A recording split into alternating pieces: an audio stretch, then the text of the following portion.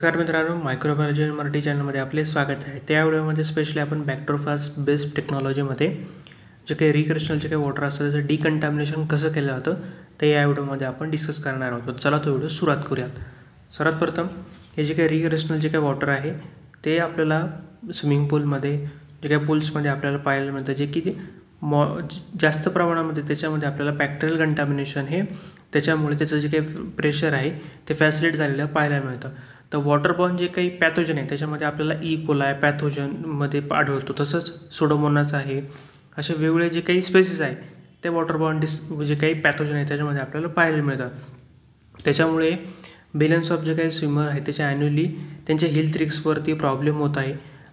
आणि तुम्ही म्हणाल की याच्यामध्ये आपण chlorination technique, UV light exposure technique ह्यासुद्धा वापरू शकतो. पण याचे पण काही डिसॲडव्हान्टेज आपल्याला पाहायला मिळतात, ते आपण आता या व्हिडिओमध्ये सुद्धा पाहणार आहोत. तर हे जे काही जे काही पॅथोजन असतात ते त्यांच्या बॉडीच्या अगेन्स्ट बायोफिल्म प्रोड्यूस करतात, जेणेकरून जे काही ट्रेडिशनल जे काही डिसइन्फेक्शन आहे ते त्याच्यावरती काम करू शकत नाही. किंवा जे आपण केमिकल वापरतो आहे म्हणजे क्लोरिनेशन मेथड जी करतो आहे त्याच्यामध्ये ट्राय हॅलोमिथिन हा जो काही प्रोडक्ट आहे किंवा हा जो बाय प्रोडक्ट आहे त्याच्यामध्ये फॉर्मेशन होतो आहे, किंवा क्लोरोअमाइन हा जो काही प्रोडक्ट आहे तो क्लोरिनेशन टेक्निकमध्ये प्रोड्यूस होतो. त्यामुळे सुद्धा जे हार्मफुल आहे ते आपल्या ह्युमनसाठी होऊ शकतं. तसंच UVचं जर म्हटलं तर त्याच्यामध्ये UVमध्ये आपल्याला जास्त प्रमाणात काही हार्मफुल नाही आहे, पण मग ती पूर्ण जी प्रोसिजर आहे किंवा त्याचं इन्फ्रास्ट्रक्चर आहे ते बसवणंसुद्धा खूप कॉस्टली आपल्याला पाहायला मिळतं.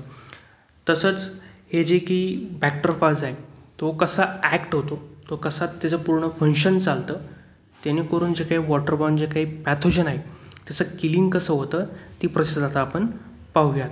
तर बॅक्टेरियोफाज हा लिटरली एक बॅक्टेरिया ईटर म्हणून म्हणला जातो, जो की एक व्हायरस आहे जो की स्पेशली बॅक्टेरियाला जे की बॅक्टेरियाची सेल आहे त्याला डिस्ट्रॉय करण्यासाठी वापरला जातो.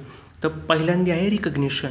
तर फाजेस म्हणजे जो काही बॅक्टेरियोफाज आहे तो सगळ्यात पहिल्यांदा बॅक्टेरियावरचे जे काही सरफेस रिसेप्टर असेल, स्पेसिफिक जे काही बॅक्टेरियल सरफेस रिसेप्टर आहे त्याच्यावरती रिकग्नाईज करून त्याला अटॅच करतो, जे की लॉक अँड की प्रिसायझेशन आपण म्हणतो त्याला. तर मागच्या काही व्हिडिओमध्ये आपण त्याचे जे काही सरफेस रिसेप्टर आहे त्याच्यामध्ये कोणकोणते सरफेस रिसेप्टर आहे आणि तो कसा बाइंड करतो आणि कसं रिकग्नाईज करतो ते ऑलरेडी आपण डिस्कस केलेलं आहे. आणि त्याच्यानंतर इंजेक्शन, ज्यावेळेस रिकग्नायझेशन होतं, अटॅचमेंट होती, मग त्याच्यामध्ये जो काही व्हायरल DNA जो काही असतो तो बॅक्टेरिया सेल वॉलमधून कॅस्पिडद्वारे किंवा व्हेसिकल फॉर्मेशनद्वारे तो त्या सेलमध्ये डायरेक्टली इंजेक्ट हा केला जातो बॅक्टेरियल सेलमध्ये. त्याच्यानंतर रेप्लिकेशन कसं होतं, तो जी काही बॅक्टेरियल सेलची जी काही मशिनरी आहे ती पूर्ण हायजॅक करून घेतो, जेणेकरून न्यू फाजेस जे काही पार्टिकल असेल ते प्रोड्यूस होऊ शकतील. आणि ज्यावेळेस जे काही न्यू पार्टिकल फाजेसचे जे प्रोड्यूस झाल्यानंतर बॅक्टेरियल सेलला रप्चर करून जे काही फाजेस वगैरे असतील ते पूर्णपणे रिलीज होतात आणि पुढची परत ही जी काही सायकल आहे ती कंटिन्यू चालू राहते. अशा प्रकारे जो काही बॅक्टेरियोफाज आहे तो पॅथोजनला किंवा जे बॅक्टेरिया आहे किंवा डिसीज कॉजिंग जे काही बॅक्टेरिया आहे त्याला किल करतो आणि ही पूर्ण सायकल आपल्याला त्याची पाहायला मिळते. तर करंट वॉटर ट्रीटमेंट मेथडमध्ये मी मगाशी सांगितलं केमिकल डिसइन्फेक्शन म्हणजे क्लोरीन बेस्ड जे काही सिस्टीम आहे त्याच्यामधून आपल्याला ट्रायहॅलोमिथिन हा जो काही हार्मफुल बाय प्रोडक्ट आहे, तसंच क्लोरोअमाइन हे सुद्धा प्रोड्यूस होत असतात. आणि काही जे काही स्पेसिस आहे ते त्याच्या अगेन्स्ट बायोफिल्म प्रोड्यूस करतात, त्यामुळे जे काही बॅक्टेरिया आहे ते पूर्णपणे किल याच्याद्वारे होऊ शकत नाही.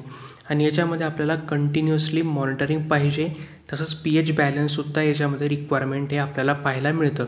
आणि हे जर बाय प्रोडक्ट तसेच राहिले त्याच्यामुळे आय आणि रिस्पिरेटरी जे काही इरिटेशन किंवा त्याच्यावरती आपले जे काही डोळे वगैरे आहे ते सूज वगैरे त्याच्यावरती येऊ शकते.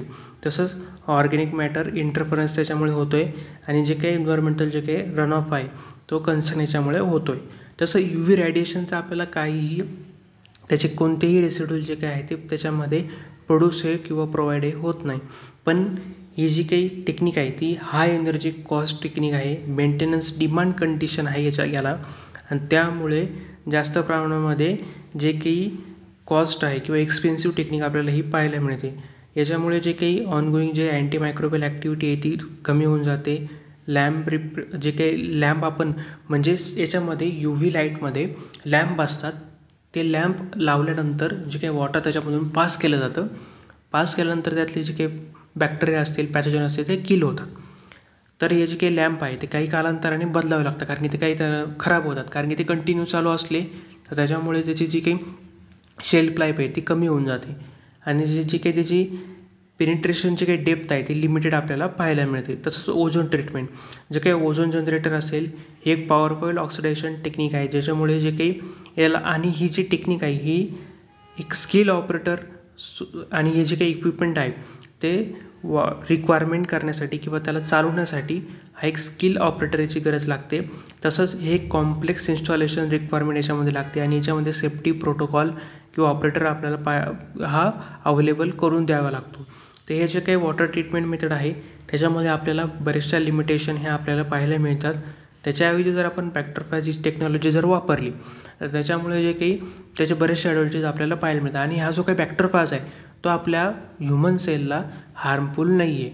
आणि स्पेशली जर तुम्ही पाहिलं जे काही वॉटर आहे त्याच्यामधले जे काही बेनिफिशियल जे काही बॅक्टेरिया आहेत त्यालासुद्धा हा किल करत नाही, किंवा जे न्यूट्रिएंट आहे त्यालासुद्धा तो त्याला किल करून किंवा डिस्टर्ब हा करत नाही. तो स्पेशली फक्त पॅथोजनलाच मारतो.